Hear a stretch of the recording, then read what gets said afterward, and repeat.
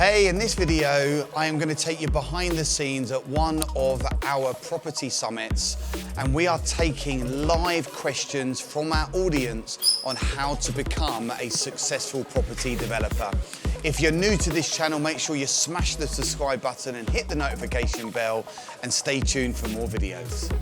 Over to you. Any questions, comments, shares, anything you're not sure about? No question is a silly question. How can we help? I'm an active builder and developer at the moment. We're just about to sell a couple of sites. I'm now focusing on the next sort of phase for the business. I'm worried about the economy going forward. How are you guys mitigating that? Obviously, I'm looking at quite a lot of option agreements, try and build a land bank for the next couple of years. But in terms of like ready oven sites, or oven ready sites, sorry, is that something you're looking to continue with? You know, developers only make 20% margin. Is that going to get squeezed? Are you looking for deals with a bigger headroom, take advantage of the slowing economy? Where do you see and where you position yourself now for the next 6 months? Well, I mean, that's your perception that developers make 20% profit. All of our guys make a minimum of 25. Some are doing 35%. Mike's one of those people at the back. Okay, so I've been educated from people who are way more advanced and richer than me. And they're richer than me because they know more about the economy than what I do. So I've had to learn from them. And it's been a very good investment for me. But they've educated to me where we are in the cycle. Okay, and we have regular touch points with these sort of people. And they basically said, look, the next 12 to 18 months is going to be the best time that's come in. You know, and this is what you want to do.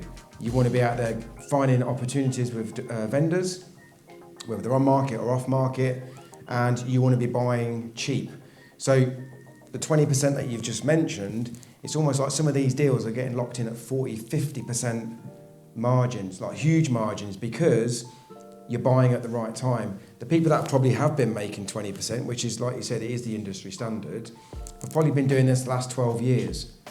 When the market's been rising and every single person's been doing it and they've been paying it accordingly. So 20% probably has been the best margin, but we're not the average people. We don't do things the average way, like we said about the offers, 23 different ways to find land, you know, so we don't go down the route of the 99% of developers that do things the conventional way and the only way they know. You know, we know lots of different ways. We're always learning. We'll always be forever the student, but we do invest in, you know, ourselves with mentors all year, every single year. Never would be without them. But I think, look, whether you're in construction, you've got to understand that the workload is going to drop off. Okay, sites have started slowing down, and I've got a lot of friends who are in construction. I've got a lot of trades who are in here from, say, my Instagram, and they're already telling me that customers have started withdrawing their orders. You know, I can't have that extension done now. I can't no longer have that, you know, 25 grand porcelain patio anymore. So people are already starting to panic with the market, and you've got to think about this. Don't get complacent of saying, well, yes, I'm booked up for the next 9 months, and if I do that, I'm going to earn 60, 70 grand this year, because it can change like that, and it does. You know, I lost my business in 1 hour from my ex-business partners. They took everything: email, contacts, money, database, the lot. It's almost like I was took off the bank accounts. It's almost like I didn't exist within 1 hour. I had to literally change my life around from then on. It was my responsibility. But look, you know, all I would say is probably the most valuable thing you can own at the minute is knowledge. That's the most valuable thing you will ever own, because the more you learn, the more you earn. It's as simple as that, okay? And we, like I say, we invest in our mentors as well, who are way in front of where we are. They've been there and done it multiple times.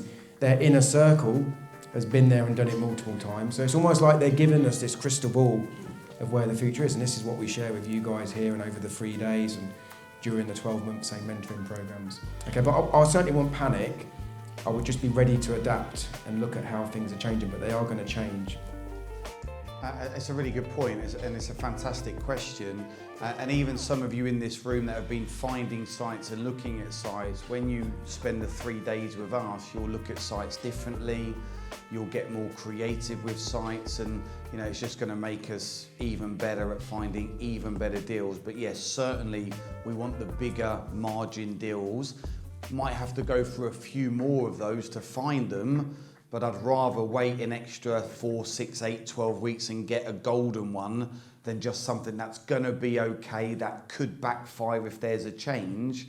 We tend to go for the deals with the bigger profit margins.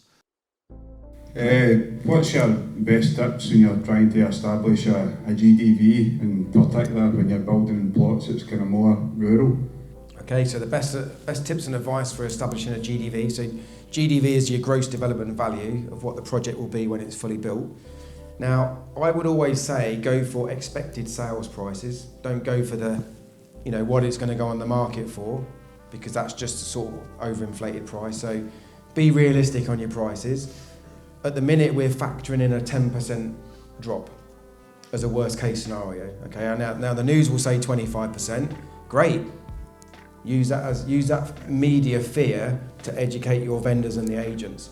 Well, look, you've seen the news, they're talking about a 25% drop in property values, possibly a 10% drop, but last year it went up 20%, so we're still on a trajectory going north. We always back our a GDV up with our own comparables. So we do our own research on Rightmove and look at sold prices. And Phil will know this, being an ex-estate agent. They have the 3 months data that is not out there to the public. So if you can build a relationship with people like Phil, you can get the inside information 3 months ahead of the competition. Okay, so a lot of you won't know that, so that's why it pays to build relationships with agents. And I think that, just use the market to your advantage. Just keep making out that Armageddon's coming, and that's why your offer is here. And there's not going to be many people offering on deals over the next 12 to 18 months. They're going to be panicking and sitting on their money and sitting on their hands. And I think by the time those guys start to see some good news in the news, it's too late. All the good deals will have been gone, started to be built out. You've got to stay ahead of the curve, staying ahead. You've got to ride that wave and get in front of the masses. How much value would adding the planning permission put on a piece of land? So if you bought it without and then you had it done, how much more could you expect to get for it then? Okay, great question. I mean, it can be whatever you want it to be, to some degree. I'll give you an example. So the one at the bottom there that we're going to start on next year, we paid $240 for that, and it's worth $435. So we've gained, by the time we took off about 10, 12 grand's worth of fees, you're looking at about 180 grand's worth of uplift. Now I could just flip that deal on and sell it, even if I just took 100 grand and sold it really, really quick. But as a rule of thumb, I mean, we would be looking at least 10%, maybe 10 to 15% of the uplift in value. But it really can be what you want it to be, because you might just say to the landowner, look, we'll buy it, we're going to try and get 2 units on it. Next thing you get 4 units on it, and do you know what I mean? So you get a lot more without telling the vendor. I mean, obviously, there's a bit of a thin line between doing that. We prefer it to be fully transparent. But we look at everything as an individual case and say, well, look, okay, what's the relationship with the vendor? What's the best way to do this? But yeah, 15% is where I'd be aiming for. With the direct to vendor and getting planning permission on, say, someone's garden, what's to stop them? So obviously you pay the architect, you pay all your planning fees.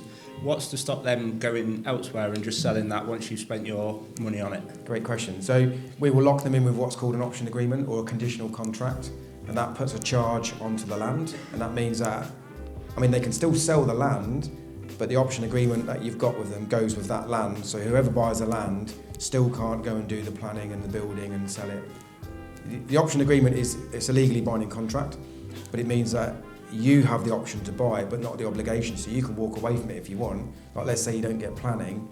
Okay, you might have lost a few grand in fees and a bit of time, but you haven't gone and bought a bit of land for 200 grand and then you're never going to get planning on it. But yeah, option agreements are a fantastic tool. They've been around for years. Donald Trump does it all the time, and he's got a few quid, hasn't he? So if it's good enough for old Donny boy, it's good enough for us. But once you understand them, it's a game changer in development. And when you see all these big Barratts and Persimmon sites, they only ever buy land through option agreements and land sources. They don't go wait for something to come on the market, and they buy them so long in advance. What they're working on now, they probably bought 8 to 10 years ago at a fraction of the price. And because they're so busy, they've got like an 8 to 10 year pipeline, and they're building on stuff at like 20 grand a plot still. Wow. You know, because of the way that you can lock these agreements in and get the planning game, and they take the uplift. Would you say there's more money in the land development than the commercial conversions? I personally think there is. And the reason for that is I was talking to somebody earlier. I can't remember who it was because I spoke to so many of you. But when you're looking at land is land. Now, obviously, there might be a bit of demolition, or there could be a few things like a slope site. But land is land, and you're going to start building out of the ground. It's predictable.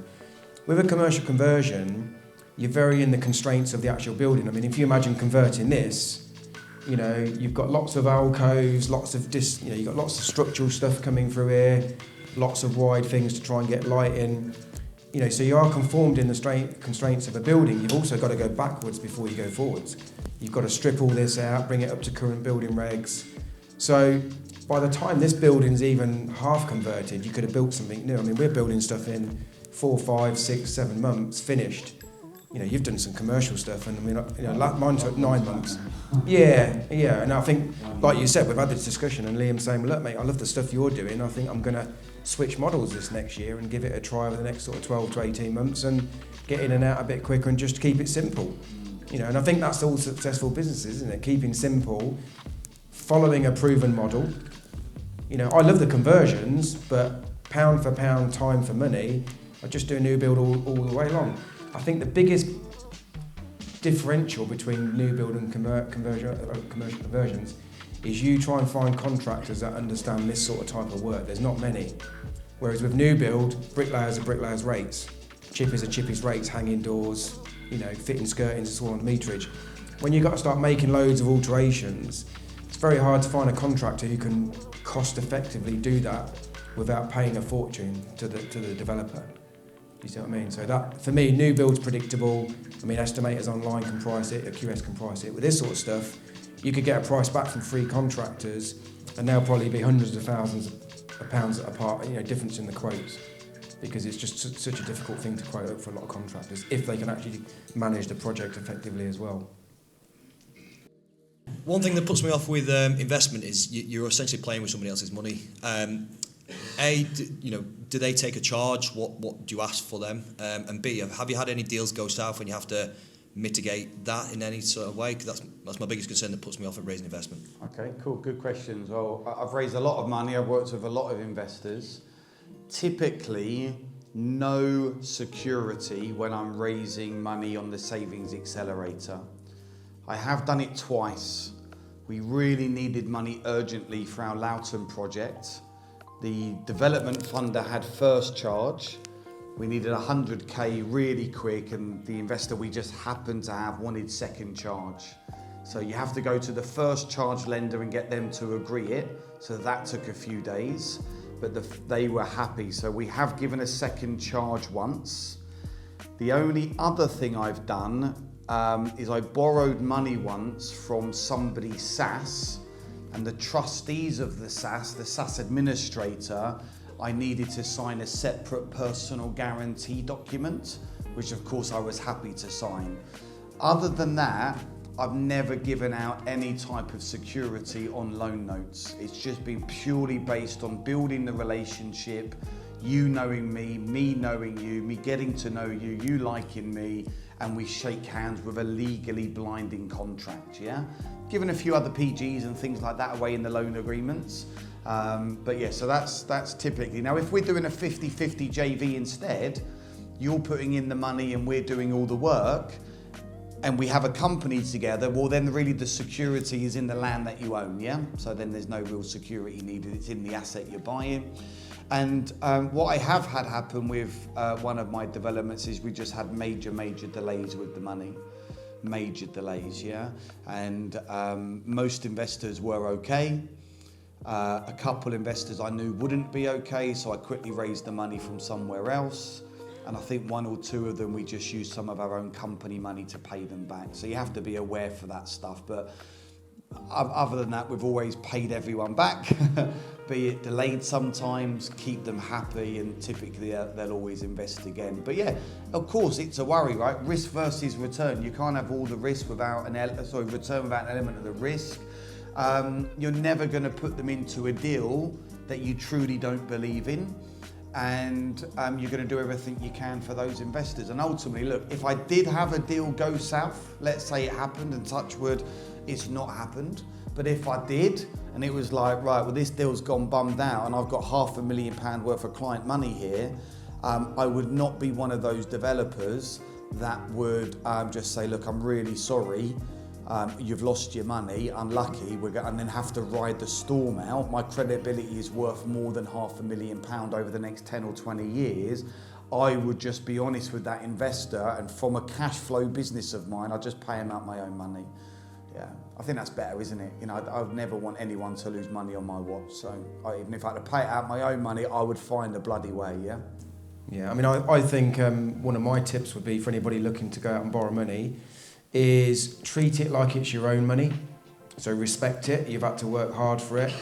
Put yourself in the investor's shoes, so how would they want to be treated? Like we talked about the communication thing earlier. It can get a very sensitive area trying to borrow money from family and friends. But what I've noticed, and from a lot of guys who have come through the training with us, is when they go and borrow money from, say, a stranger, it's almost like the family feel a bit offended and say, well, look, if you know, why didn't you come and speak to us first? You know, we would have lent you the money. We've known you for a long time. We know you're skilled in what you do. We trust you 100%. So, you know, start with that inner circle from your friends outwards, but, you know, really just be careful about your friends and family if you are borrowing money from them, because I'm sure we've all known that they've said one thing and meant something completely different. But, you know, when it comes back to investors, we think about what they want in return. It's not always money. I've got a guy I borrow some money from quite regularly, and it's only like small amounts, 30, 40 grand. And he gets paid in road bikes. So sometimes I buy him a nice carbon fibre bike for a couple of grand. He's got about 6 now, because it's not taxed, don't go back in his bank, you see, does it? He'll lend me 40 grand, gets 40 grand back in his bank, and then he gets a bike. So I've got somebody who just has holidays. I buy him the holidays. So don't just assume that people want money. Sometimes just try and understand what would be nice. And you know, you could give them a 2.5 grand bike, and that might feel like a 5 grand amount of money to them. You know, sometimes I give them money and I give them a little cherry on top as a thank you. You know, so almost like overpay my investors. If I pay my investors back early, so if I say I'm going to borrow 100 grand at 1% a month and I'm going to give them 112 grand back, if I finished in 9 months, as I do quite often, I still give them the full 12 grand worth of interest. You know, and what do they want to do? Well, you need to get this money back and get it back out, and you know, go and find me another deal. So, you know, trying to think about investors as long-term relationships. And I think, you know, if the money overwhelms you, is look for little chunks of money. You know, there's lots of 20, 30 grands out there compared to what there are 100 grand. It's easier to raise 15 million than probably 150 grand, because the 150 grand might be someone's life savings as well. We could spend 3 days talking about money all day long. So, but you know, there is a bit of an art to it, but it's not overcomplicated. Hey, I really hope you've enjoyed this video. Again, if you're new to the channel, smash the subscribe button, hit the notification bell, leave me a question below. If I can do it, you can do it, and I'll see you in one of my next videos.